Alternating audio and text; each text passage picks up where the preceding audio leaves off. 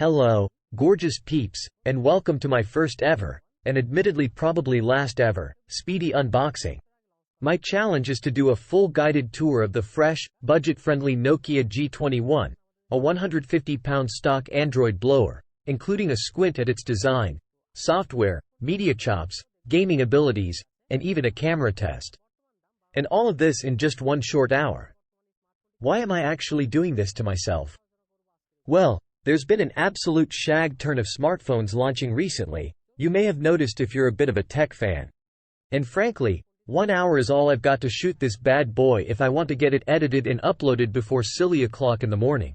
But hey, if this new format isn't an absolute cluster, then maybe I'll make it a more regular thing. Or maybe I'll just do drunken unboxings instead because, frankly, that sounds a lot more fun. Anyway, that's already a full minute spunked up the wall, so let's crack on.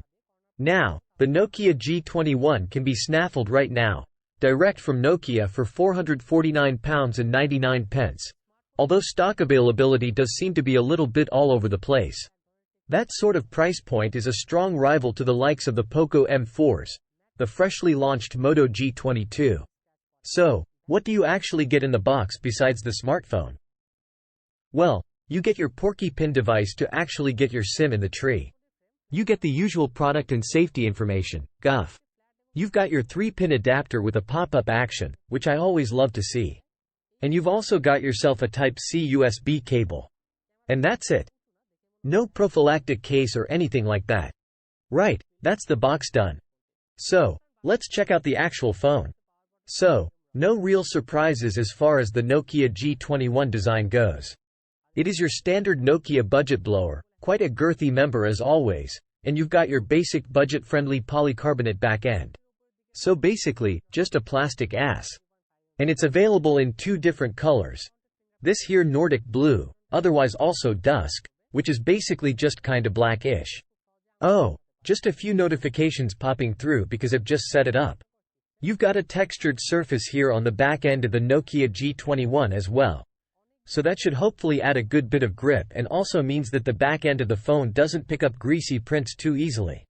Camera chassis only just differs ever so slightly from the Ascend as well. And yeah, this is definitely a bit of a hand filler as well.